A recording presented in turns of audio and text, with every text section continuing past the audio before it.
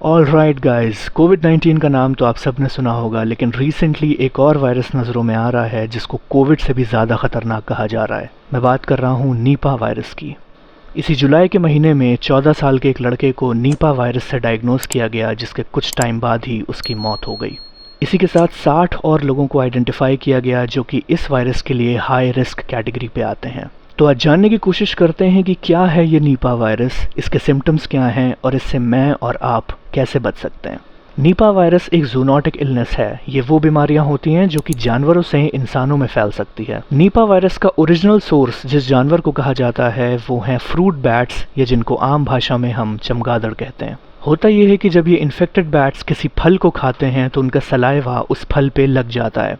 बाद में अगर कोई और जानवर या इंसान उस फल को खा ले तो उसको भी नीपा वायरस हो सकता है। ये बीमारी सिर्फ इन्फेक्टेड बैट्स के सलाइवा से ही नहीं बल्कि बाकी बॉडी सिक्रीशन से भी हो सकती है। इनफैक्ट विकिपीडिया के अकॉर्डिंग नीपा वायरस का जो पहला आउटब्रेक 1998 मलेशिया में हुआ था, उसमें ये बीमारी पिग्स और पिग फार्मर्स को हो गई थी।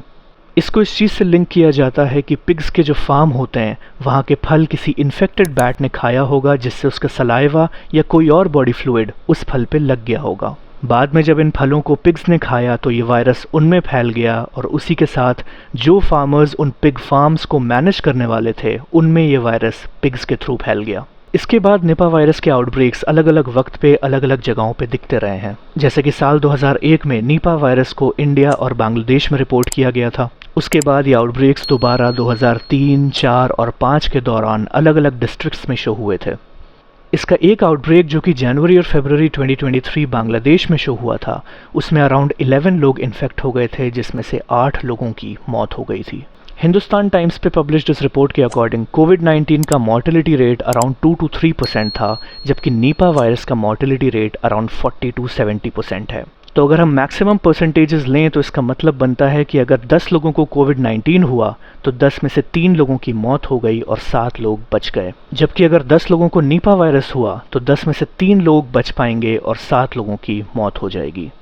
इस हाई मोर्टेलिटी रेट की वजह से इसको कोविड-19 से भी ज़्यादा डेंजरस बताया जा रहा है। ट्रांसमिशन की बात करें तो यह आम इंसानों में जनरली 2 तरीक़ों से फैलता है, जिसमें पहला है एनिमल टू ह्यूमन कॉन्टैक्ट, यानी कि जानवरों से इंसानों में फैलना। ये तब होता है जब मान लीजिए किसी फल पे नीपा वायरस इन्फेक्टेड जानवर का सलाइवा या कोई और फ्लूइड लगा हो और आप उसी फल को बिना प्रॉपर्ली वॉश किए या पील ऑफ करे खा लें तो आपको भी इन्फेक्शन हो सकता है। दूसरा तरीका जिससे ये इंसानों में फैलता है वो है ह्यूमन टू ह्यूमन कांटेक्ट, यानी एक इंसान से दूसरे इंसान को इन्फेक्शन होना। इसको समझने के लिए आप कोविड-19 का एग्जाम्पल ले सकते हैं कि जैसे कोई शख्स अगर ऑलरेडी इन्फेक्टेड हो तो उसके बहुत ज़्यादा क्लोज कांटेक्ट में रहना आपको भी इन्फेक्ट कर सकता है। सिम्टम्स की बात करें तो इसके इनिशियली कुछ कॉमन सिम्टम्स ही होते हैं, जैसे कि fever, headache, vomiting, sore throat and muscle pain. जब ये बीमारी ज़्यादा बढ़ जाती है तो आपको डिजीनेस फील होती है, ड्राउजीनेस महसूस हो सकती है, यहाँ तक कि आपकी कॉन्शियसनेस भी इफेक्ट हो सकती है। सीवियर केसेस में सांस लेने में प्रॉब्लम होती है, सीजर्स हो सकते हैं और 24 to 48 आवर्स के बीच पेशेंट कोमा में भी जा सकता है।